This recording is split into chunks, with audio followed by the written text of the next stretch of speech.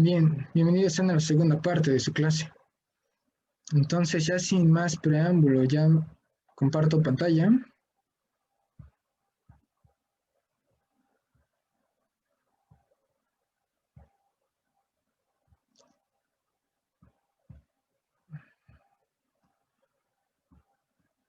Y espero un par de segundos nada más, pensando en que todavía tienen una pantalla negra, que suele pasar o no. Últimamente he visto que no está ocurriendo, pero la prevención nunca está de más. Sí, yo creo que ya con eso es suficiente. Entonces, teorema. Propiedades de los límites de funciones vectoriales, sean dos puntos aparte. Y tenemos ahora estas dos funciones f y g, ambas con dominio Rn y mapean hacia el codominio Rm. ¿De acuerdo? Están aquí y cuyos límites están definidos por lo que tenemos aquí a la derecha. El límite cuando R tiende a R0, que es un vector del dominio, bajo la regla de correspondencia de F, es igual a al vector límite A, nada más, y el límite cuando R tiende a R0 de mi función, ahora en términos de G, y es igual al límite B. Recuerden que es un límite vector, un vector límite B.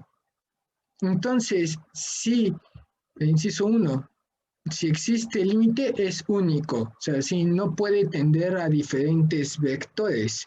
O sea, si existe límite, si me tengo que acercar a ese vector, ese por trayectorias, o sea, porque aquí ya no hay arriba y abajo, ¿no? Entonces, se puede hacer por trayectorias. ¿Cómo me acerco por una trayectoria? O sea, cuando x es igual a una constante, por ejemplo, x es constante y en función de y, ¿cómo me estoy acercando? Y cuando y es constante, ahora, y cómo en función de x me estoy acercando. Y si está en función de z también, de los otros dos constantes, y ahora z es la variable y cómo me estoy acercando vía trayectoria en z. Y si existe este límite, tiene que ser único porque no puede tender a diferentes vectores en diferentes direcciones. Eso no es posible. Inciso 2. Bueno, no es posible bajo las matemáticas que ahorita estamos trabajando, ¿no? O sea, a lo mejor en otro campo de las matemáticas pueden pasar cosas más extrañas todavía, pero ahorita no. Límite cuando R tiende al vector R0 de mi función ya es, eso ya es una composición, bueno, no una composición de funciones, perdón, sumas, operaciones algebraicas entre funciones, k f de r más g de r. Y aunque el límite no es una transformación lineal propiamente, no lo es. Hasta donde yo recuerdo, no cumple nada de. No cumple las definiciones de una transformación lineal, pero tiene un comportamiento parecido de las transformaciones lineales desde el punto de vista de que tiene homogeneidad, o sea, se puede extraer esa constante K del operador y no le afecta en nada, y superposición, porque el límite de la suma de dos funciones va a ser igual a la suma de esos dos respectivos límites, A y B.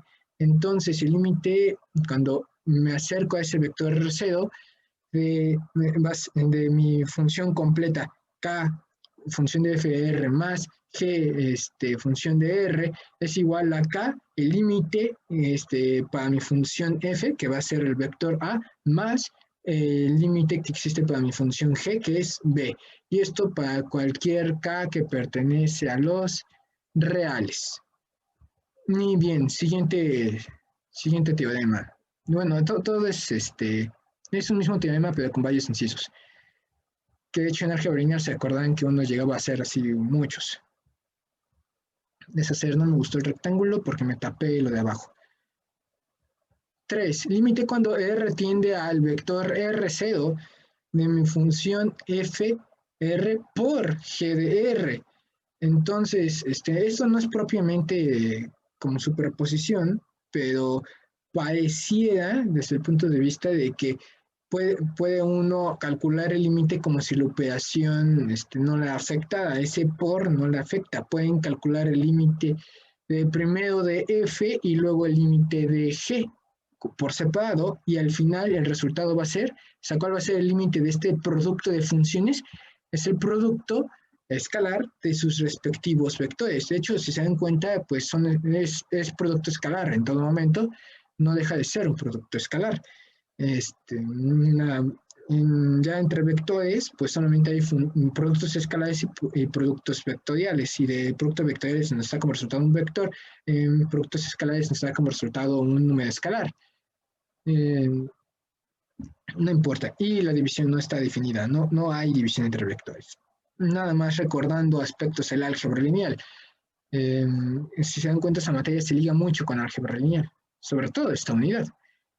Y inciso 4, para m igual a 3, el límite cuando R tiende a R0, de f de R cruz, o así, producto cruz, producto vectorial con otra función g de R es igual a cruz B. Entonces, por eso tiene que ser m igual a 3, porque el producto vectorial está definido únicamente para dimensión 3. O sea, el producto vectorial de 4, de 5, de 6 dimensiones no está definido, o no lo he encontrado, o no lo he utilizado, o por lo menos para los alcances de este curso no lo está definido. El producto vectorial es únicamente para vectores de 3 dimensiones y por eso mis funciones, y es m la del codominio, si se dan cuenta, m del codominio. O sea, en el dominio podrían tener todavía n dimensiones que pueden superar a 3 o ser menores a 3, mientras sean 2 para que sea una función vectorial de variable vectorial.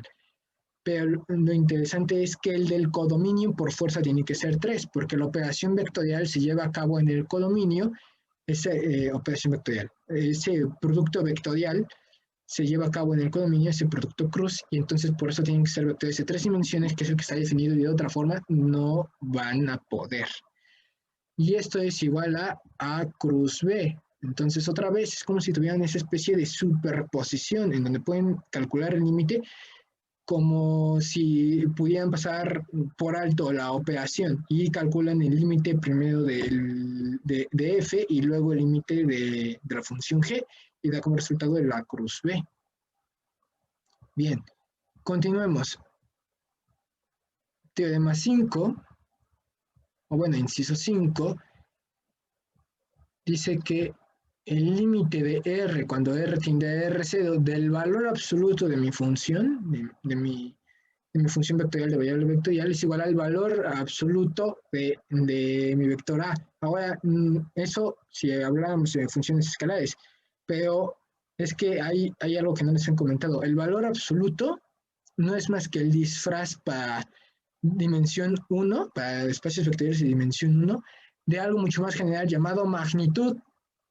Entonces, el valor absoluto, pues, es netamente la magnitud de un número que está definido en únicamente una dimensión y por eso nada más dice, es como si lo tomaras en la parte positiva y ya, pero en realidad, y por eso se representa también con las dos barras y demás, es la magnitud del vector, nada más que de dimensión 1. Ahora hablando de algo que es de dimensión n o m, porque está de hecho en el codominio, pues nada más es la magnitud del vector.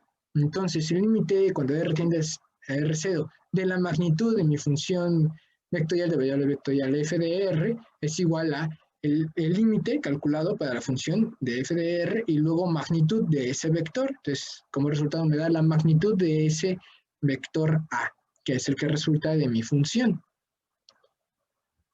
Bien, lo bonito de eso es que se van cerrando los conceptos. Es una de las cosas que más me gustan.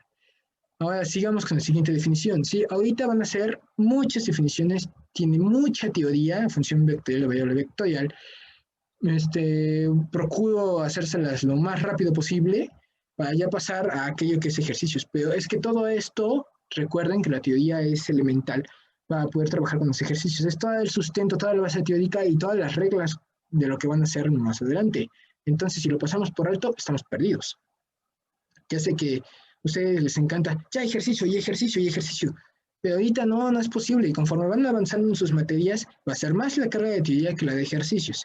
Créanme, si hacen un ejercicio es casi un evento para registrarse. ¿Por qué? Porque ya no es posible. La teoría de los fenómenos físicos que vienen más adelante son más complejos y completos y todo, porque la naturaleza en sí misma lo es.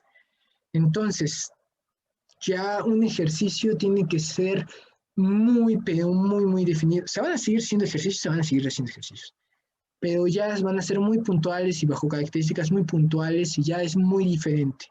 Entonces, por eso ya no tiene mucho caso.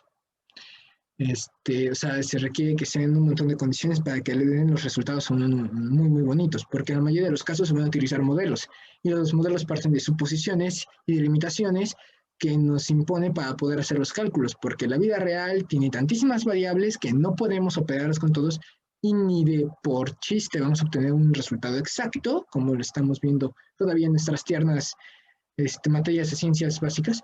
Ya más adelante todo va a ser como lo veo yo en análisis médico, con precisión, no con exactitud. Nos acercamos al valor, pero nunca estamos por encima de él.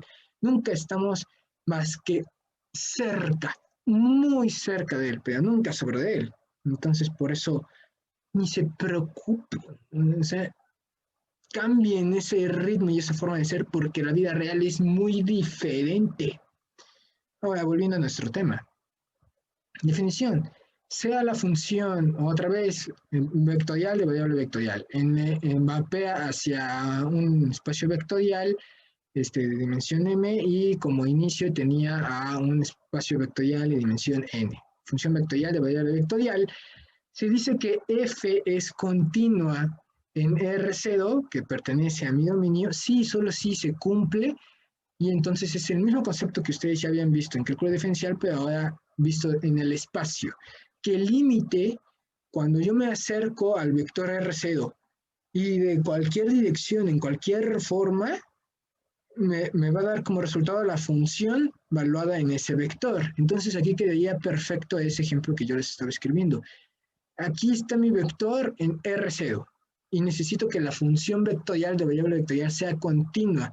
Entonces, para garantizar que sea continua en esa función y que ese resultado, en ese vector, que es el resultado de mapear a mi vector R0 por medio de la regla de correspondencia F, mi función vectorial de variable vectorial, necesita que los vectores que ustedes obtengan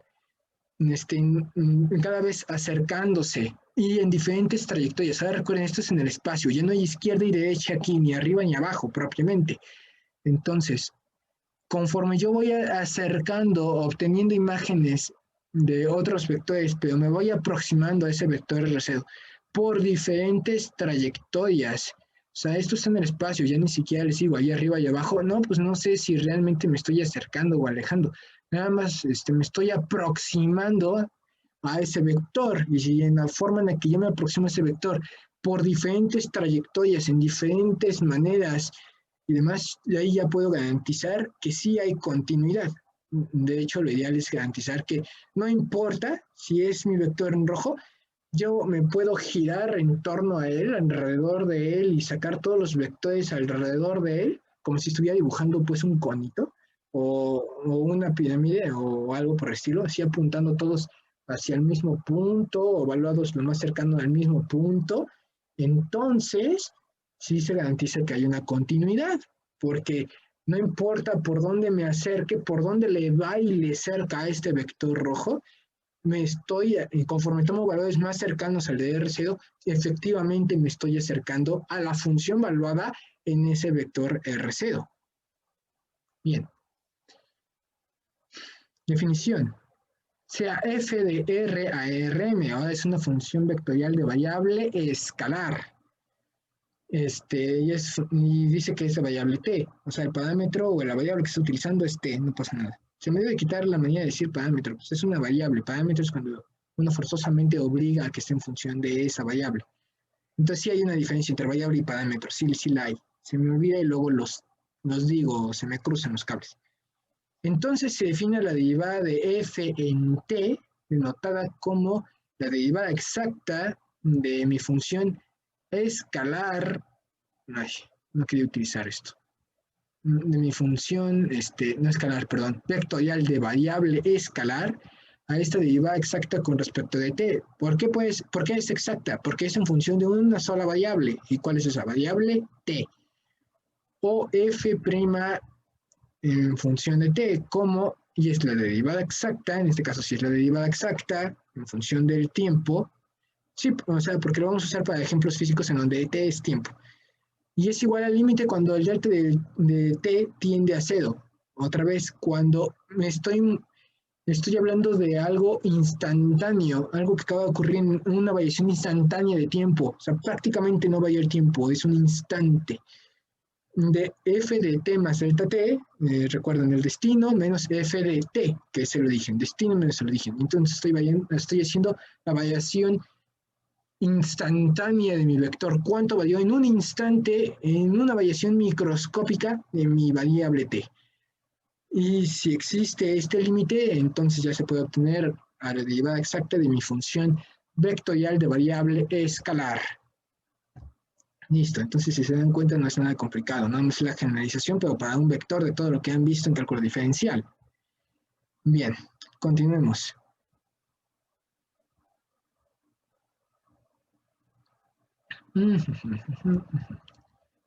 Inciso 2, o sea, ese fue el inciso 1. Inciso 2, ¿qué ocurre para función vectorial de variable vectorial?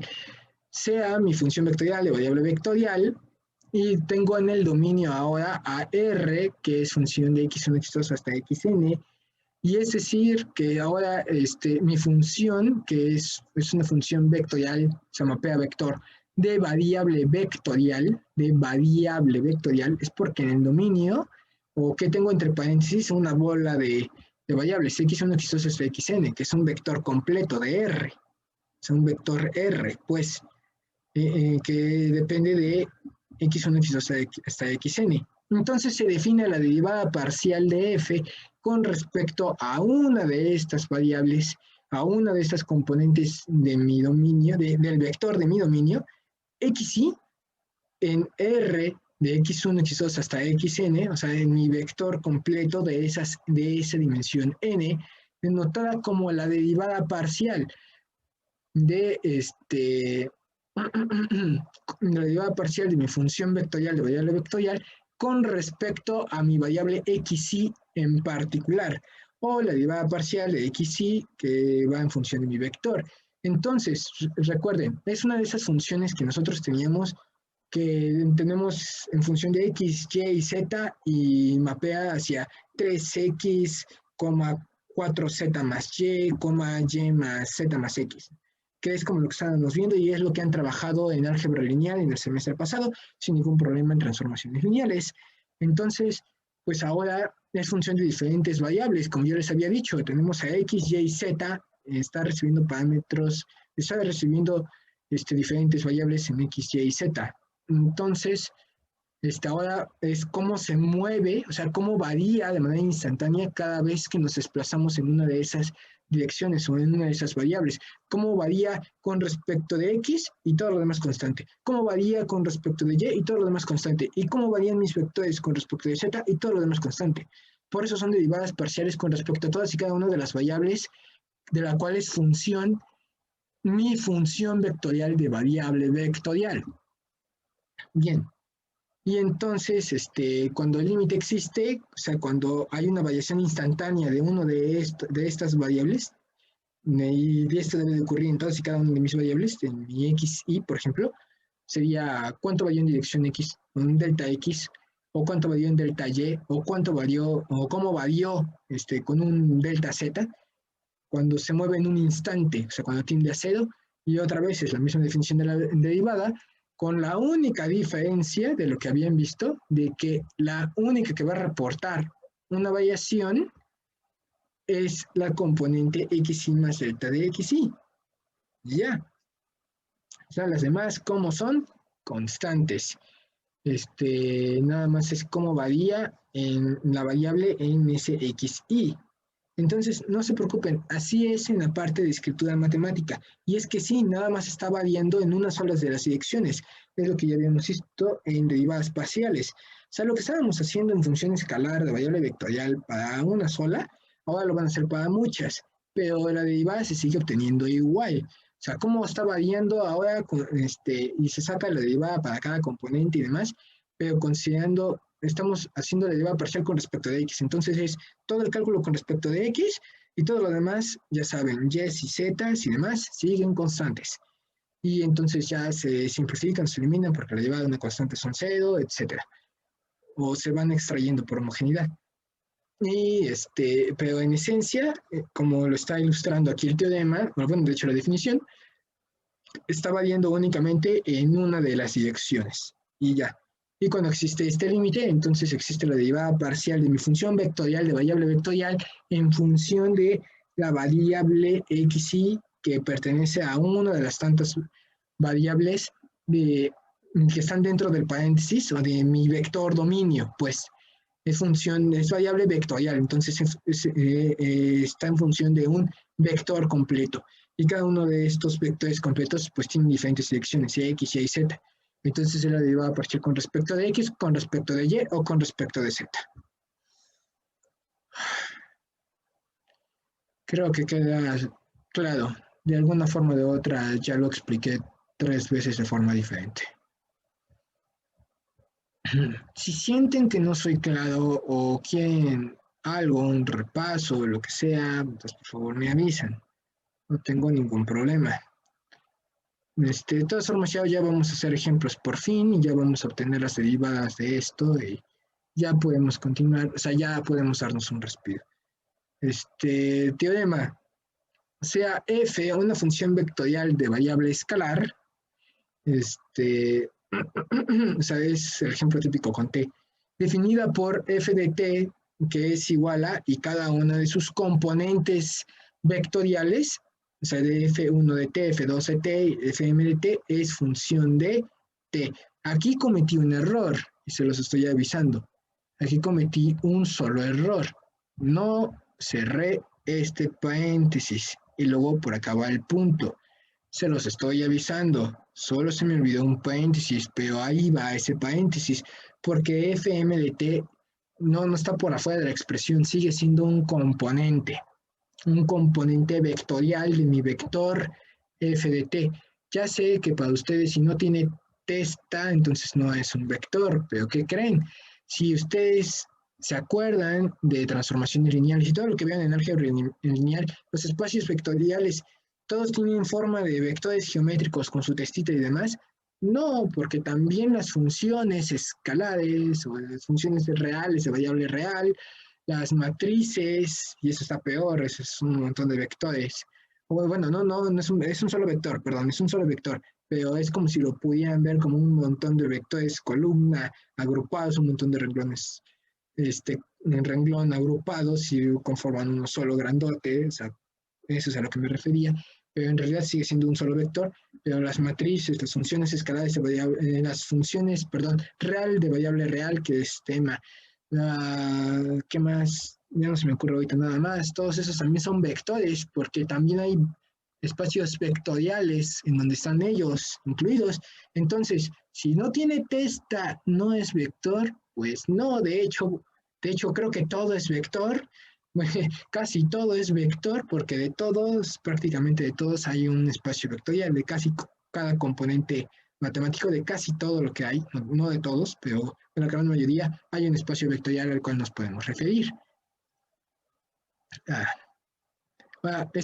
Conjuntos elementos, no lo vayan a confundir con operaciones. O sea, ¿hay un espacio vectorial de derivadas? No, la derivada es una transformación lineal, no un vector. ¿De acuerdo? A eso me refiero. ¿Hay un espacio vectorial de límites?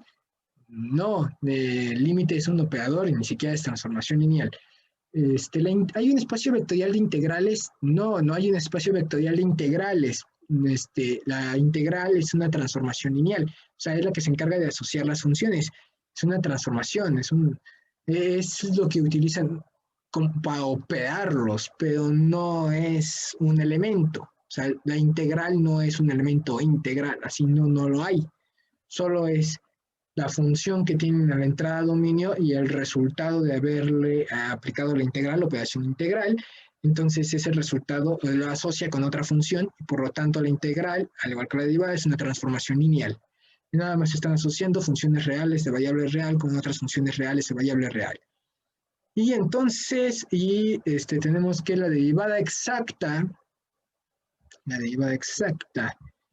de mi función vectorial de variable escalar, está en términos únicamente de t, no es más que la derivada de cada una de sus componentes en función de t. No, bueno, la derivada con respecto de t de todas y cada una de sus componentes. Entonces, esa es la receta. Todas las demás definiciones y teoremas que vimos era para descargarlos en que es el que nos dice ahora sí cómo operarlo. Entonces, la derivada de mi función vectorial de variable escalar, ¿cómo la obtengo? Pues únicamente obtengo la derivada de todas y cada una de sus componentes con respecto a la única variable que hay, que es t. Y ya quedó, entonces ya quedó la derivada exacta de mi función vectorial de variable escalar como la derivada de cada una de mis componentes. Inciso 2. Sea f una función vectorial de variable vectorial definida por f de r, una función vectorial de variable vectorial, definida por f de r, aquí está f de r, y donde tenemos a cada una de sus componentes en función de mi vector r del dominio. Entonces, ¿cómo obtengo la derivada parcial con respecto a una sola de sus variables? Y recuerden que van a tener que hacer eso para cada una de sus variables. O sea, para obtener la derivada exacta necesitarían, y se va a armar, se va a hacer como una matriz más adelante, pero ustedes lo que necesitan es la derivada parcial de todas y cada una de las variables de su función. Entonces es la derivada parcial con respecto de x y la derivada de su función vectorial, de variable vectorial, con respecto a su variable x y, si es el ejemplo de x y z, entonces derivada parcial con respecto de x es igual a tener a la derivada parcial de todas y cada una de sus componentes con respecto a la variable x.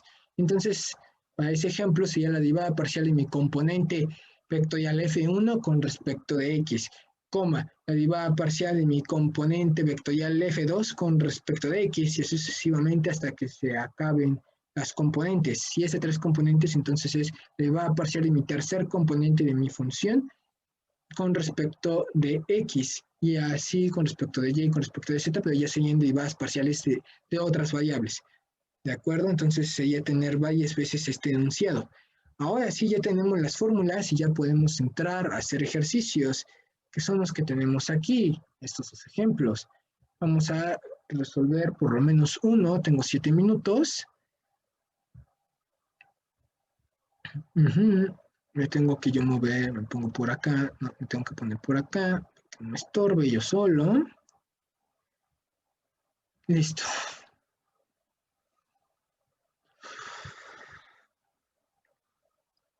No debo de hablar tanto. Bien. Entonces, ejemplo, obtener la primera y segunda derivada. Y ahí está mi función. ¿De qué tipo? Es vectorial porque está mapeando hacia vectores. Y JK, que es un vector de R3, está expresado en forma de combinación lineal, o sea, suma de vectores, en términos de los vectores unitarios de mi base de R3 y JK 1, 0, 0, 0, 1, 0 y 0, 0, 1. Bien, y es función vectorial de variable escalar porque está en función únicamente de t. Planteamiento de resolución que requiero para resolver el ejercicio. Derivadas parciales, o sea, decía las derivadas parciales. Lo voy a escribir como texto. Sí, ya sé, no me va a quedar muy bonito el apunte, pero ya para ya empezar a urgir esto. Sería derivadas parciales, lo estoy poniendo en plural aunque es solamente una, derivadas parciales de funciones escalares, ¿no es cierto? Funciones vectoriales de variable escalar. Lo estoy enunciando así en plural porque estoy hablando de un concepto así general. Bien, a ver si no se corta. Se cortó. Bueno, de variable escalar. Ustedes lo alcanzaron a ver, espero, y ya nada más a comprender.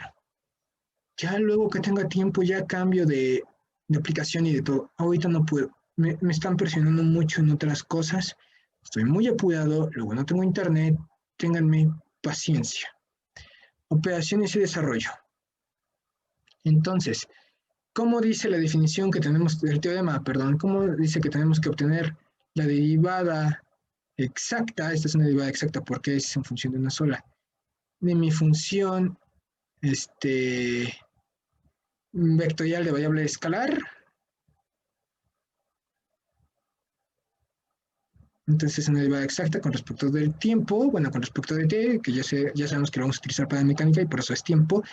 Y es la derivada de cada una de mis componentes con respecto de mi variable t. Entonces, sí va a quedar en forma de un vector, va a quedar en forma de un vector. Entonces, abro paréntesis, derivada de t logaritmo natural de t. Ahí tenía que ser un producto de funciones. Es u por la derivada de b más b por la derivada de u. Entonces, u por la derivada de b. Derivada del logaritmo natural de t es 1 entre, o sea, derivada del logaritmo natural de u es 1 entre u. Ahí está, 1 entre u. Por la derivada de u con respecto de t, diferencial de t entre diferencial de t es igual a 1 y ya quedó. U por la derivada de b más b, que es el logaritmo natural de t, b. Ahí debería poner un paréntesis para no confundir. A ver si puedo. Paréntesis, paréntesis. U por la de b más b por la derivada de u diferencial de t entre diferencial de t es igual a 1, 1 por logaritmo natural de t quedaba igual, no necesitaba hacer nada. Ahorita lo simplifico, coma, ¿y cuál es la derivada en dirección de j? Derivada de seno de u, coseno de u, derivada del seno de u, coseno de u, derivada del coseno de u menos seno de u, menos seno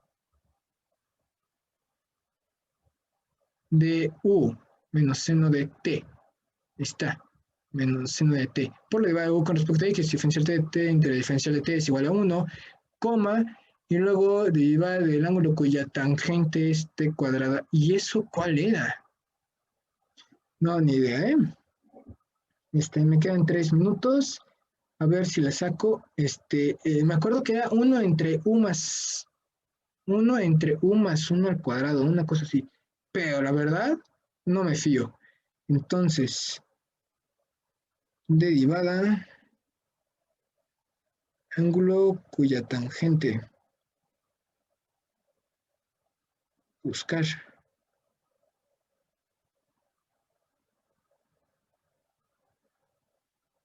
Vamos, chiquito, vamos. Es que esa no me acuerdo, nada más me acuerdo que es 1 entre 1 más u cuadrada, una cosa así. Lo voy escribiendo, aunque tengo que, si esta sí no me la sé, no me la acuerdo, no me acuerdo. Entonces, tengo que revisarla.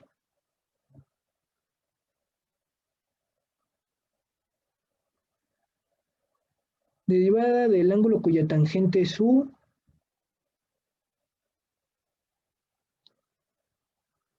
es u entre 1 más u cuadrada. No se ve nada. Esto se calcula las derivadas, tampoco me sirve. Cuando uno necesita, es 1 entre 1 más u cuadrada. 1 entre 1 más u cuadrada. Entonces, menos sería menos, es un negativo, y luego derivada de ángulo cuya tangente está cuadrada es 1 entre 1 más u cuadrada. Que es t al cuadrado. Al cuadrado es t cuarta, ¿no? Sí, 1 entre 1 más u cuadrada. 1 entre 1 más u cuadrada. Ujú. Sí, t cuarta. Y luego por la derivada de u con respecto de x, la derivada de t cuadrada es 2 veces t. 2 veces t. Esa cosa horrible es una t. Y ya, eso sería todo. Voy a poner que esto es igual a mayúscula y ya no lo escribo abajo. O sea, ya no escribo lo de derivar, sino simplemente A mayúscula. Esto lo pongo como ecuación 1, sería obtención de la primera derivada. Y esto sería A es igual a ¿qué? A, abro paréntesis, T por 1 es T entre T es igual a 1 para valores diferentes a 0. sería logaritmo natural de t más 1. Logaritmo natural de t y luego más 1. Debería haberlo puesto entre paréntesis. A ver, lo pongo entre paréntesis. O 1 más logaritmo natural de t. Es lo de menos, ¿eh? Oh, vamos. Acabo de escribir la expresión y ya concluye la clase por el día de hoy. Y luego es menos seno de t.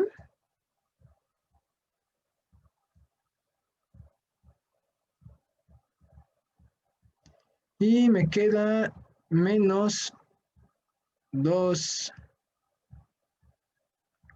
menos 2t entre 1 más t cuarta. Más 1 más, vamos, t cuarta. Ahí está. Entonces, eso sería la derivada, que es una derivada exacta porque es con respecto a una sola variable de una función vectorial de variable escalar. Y lo podemos comprobar con lo que tenemos aquí arriba en nuestra receta de cocina. Es la derivada de cada una de sus componentes, tal como lo puse, es la derivada de todas y cada una de sus componentes con respecto de t, porque no hay ninguna otra variable. Entonces nada más le derivé con respecto de t, con respecto de t y con respecto de t. Y ahí está expresada en forma de vector y demás. Entonces, ahí ya quedó la primera parte, todavía tendría que sacar la segunda derivada, se las debo, esto sería como ecuación 2, sería una neta simplificación, ya no le escribo por obvias razones, ya se me acabó el tiempo. Continúo el ejercicio con la segunda derivada de esta, o incluso, porque no sé, ahorita no guardo el paint y se me va a olvidar, les dejo de tarea moral, o sea, no me la van a entregar, no nada más háganla, derivenla por segunda vez con respecto de t, para obtener la segunda derivada.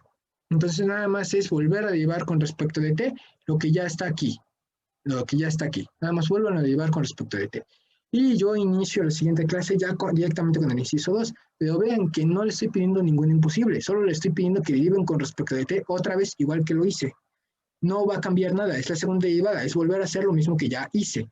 Entonces no pasa absolutamente nada más que derivar cada componente con respecto de t y ya. Es lo único y es como una tarea modal. Y nada más es repetir lo mismo que ya hice con el nuevo resultado. Y dejo de compartir, ya tomé demasiado tiempo. Muchas gracias por su atención, espero no lleguen tarde a su siguiente clase. Muchas gracias por atender.